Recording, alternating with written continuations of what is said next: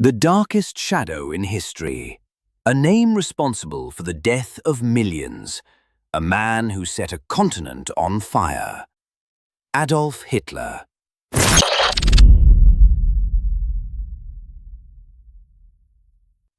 His story is the chilling proof of how an artist's dream can turn into a dictator's nightmare. We will briefly touch upon Hitler's origins to examine how he seized power and how the ambitions that led him to victory in World War II ultimately brought about his own destruction. Adolf Hitler was born in 1889 in a small town in Austria. His youth in Vienna was filled with the frustrations of a failed painter. He truly found himself in the trenches of World War I as a wounded corporal. The national humiliation, economic ruin, and political chaos experienced by Germany after the war provided the perfect breeding ground for his ambition. Hitler combined his venomous National Socialist ideology with charismatic and hypnotic speeches delivered in public squares. When he became Chancellor in 1933, the fragile democracy of Germany, the Weimar Republic, came to an end. He quickly crushed all opposition, seized control of the media, and declared himself the Führer, possessing absolute power. Germany was now a militaristic police state, bound by his single will. Hitler's goal was clear: to make Germany great again, to prove the superiority of the so-called Aryan race, and to create a vast living space, or Lebensraum, in the East. The marching, seething squash of Adolf Hitler's Nazi Congress comes to an end.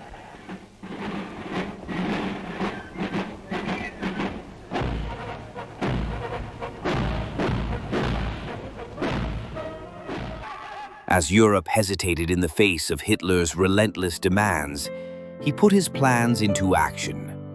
On September 1st, 1939, German forces invaded Poland. World War II had begun. The Blitzkrieg, or Lightning War, a tactic developed under Hitler's command, stunned all of Europe. Armored units coordinated with air support sliced through enemy lines. Denmark, Norway, the Netherlands, and Belgium fell one after another. And in 1940, one of the most shocking moments in history occurred. France surrendered within just a few weeks. Hitler saw himself as the master of Europe. But across the Channel there was the unwavering resolve of Winston Churchill. Unable to gain air superiority during the Battle of Britain, Hitler was forced to postpone his plans to invade England. This was his first strategic failure.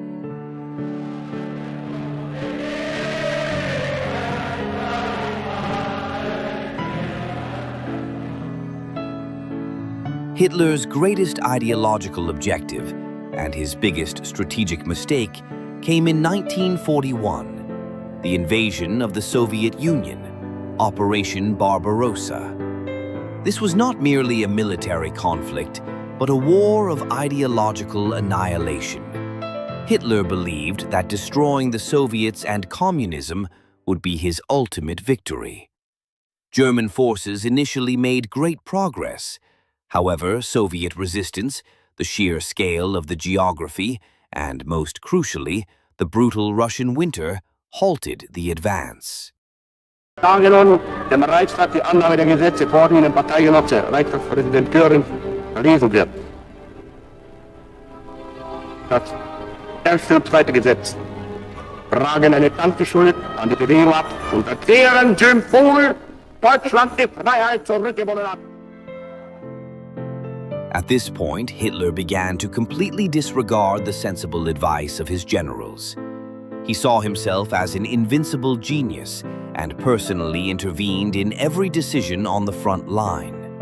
He refused to acknowledge failures, constantly shifting the blame to others. His stubborn and controlling nature turned the tide of the war against the Germans. Stalingrad became the point where his will was broken. With the surrender of the Sixth Army in early 1943, The winds of war had decisively shifted in favor of the Allies. Amidst this massive struggle, the most horrific face of Hitler's ideology was revealed: the Holocaust. He ordered the final solution: the systematic extermination of millions of Jews and other minority groups in concentration and extermination camps. This remains the enduring proof of his inhumane and irreversible actions during the war.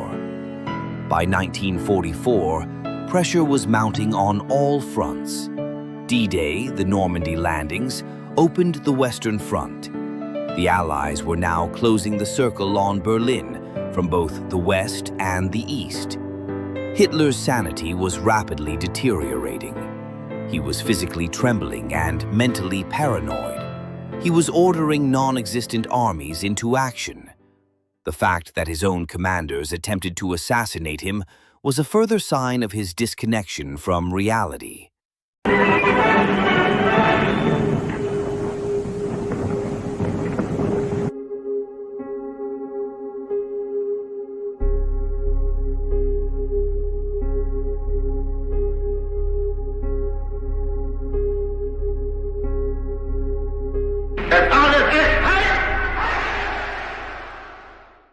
April 1945.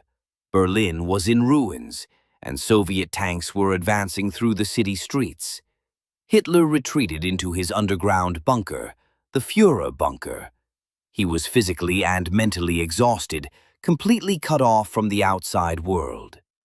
He raged at his small circle of loyalists, refusing to accept defeat. Finally, he accepted the inevitable. On April 30th, 1945, he committed suicide. By his own orders, his body was burned by his followers.